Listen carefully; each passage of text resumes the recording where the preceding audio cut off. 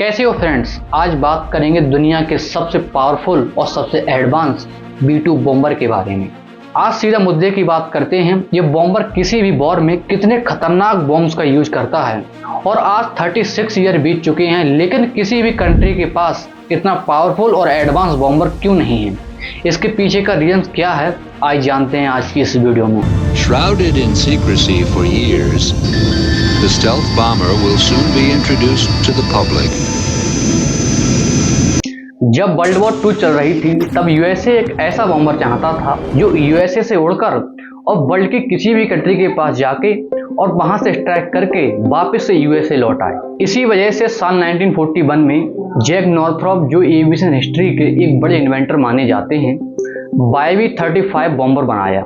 But ये fail हो गया क्योंकि इसमें 4 प्रोपेलर्स थे जो बहुत ही ज्यादा वाइब्रेशन क्रिएट करते थे और भी कई प्रॉब्लम्स थी, इसकी वजह से ये फेल हो जाता है। फिर इसके बाद 1947 में एक न्यू वर्जन के साथ YV-49 बनाया जाता है, बट ये भी फेल हो जाता है स्टेबिलिटी प्रॉब्लम्स की वजह से, क्योंकि 90s के टाइम में एक टेललेस प्लेन को स्टेबल करना एक बड़ा ही चैलेंजिंग काम था, क्योंकि तब एडवांस कंप्यूटर नहीं थे।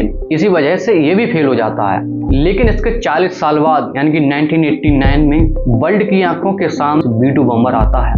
इसे देखकर पूरी दुनिया हैरान थी। इस बॉम्बर की लेफ्ट विंग से राइट विंग की लंबाई है 172 फीट और हेड से बैक है 69 फीट। और जब बॉम्बर रनवे पर खड़ा होता है तो इसकी ऊंचाई होती है 17 फीट यानी कि 5.1 मीटर।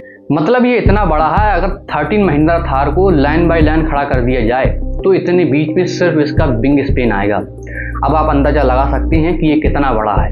अब आते हैं सबसे इंटरेस्टिंग टॉपिक पर, ये कितने पावरफुल और खतरनाक बॉम्ब्स का यूज करता है किसी भी वॉर में। वैसे इसकी फायर पावर को कई कैटेगरीज में बांटा गया है।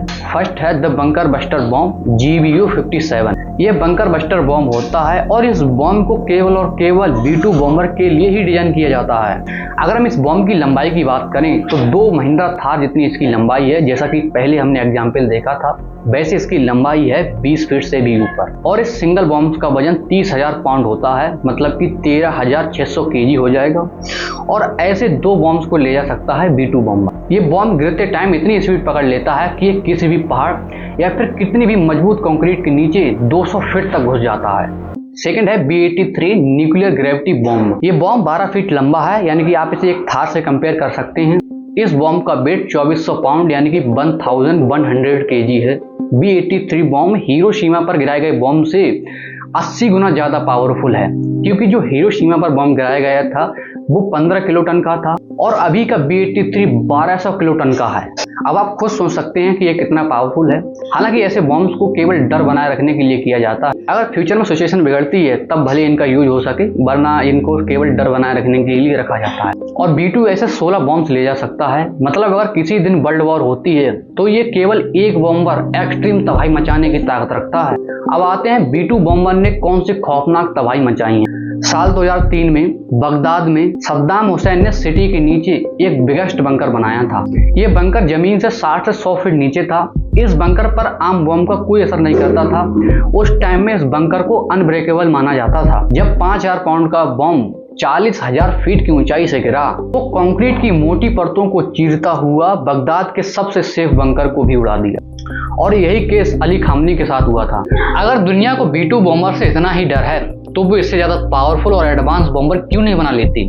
देखिए, इसके कई रीजंस हैं। एक सिंगल B-2 बॉम्बर की कॉस्ट $2.1 बिलियन होती है। अगर कोई कंट्री इतने पावरफुल बॉम्बर्स को बनाना चाहे तो वो चाह करके भी नहीं बना सकती, क्योंकि जब यूएसए ने इन बॉम्बर्स को बनाया था तो यूएसए ने केवल और केवल रिसर्च पर ही $45 बिलियन खर्च किए थे। वर्ल्ड में 15 से 20 कंट्रीज ऐसी हैं जिनकी GDP एक B-2 बॉम्बर से भी कम है। अगर ये कंट्री एक B-2 बॉम्बर खरीदना भी चाहें तो इन्हें एक B-2 बॉम्बर खरीदने में लगभग 30 साल लग जाएंगे और अपनी पूरी कमाई बचानी पड़ेगी बिना कुछ खाए पिए। अगर किसी कंट्री ने इससे ज्यादा पावरफुल बॉम्बर बना भी लिया तो वो कंट्री ज्यादा समय तक इसे यूज नहीं कर पाएगी, क्योंकि जब B-2 बॉम्बर उड़ता है तो इसके पर घंटे की कॉस्ट आती है 1 से 1.5 करोड़ रुपए और हर फ्लाइट के बाद इसे 50 घंटे की सर्विस चाहिए होती है।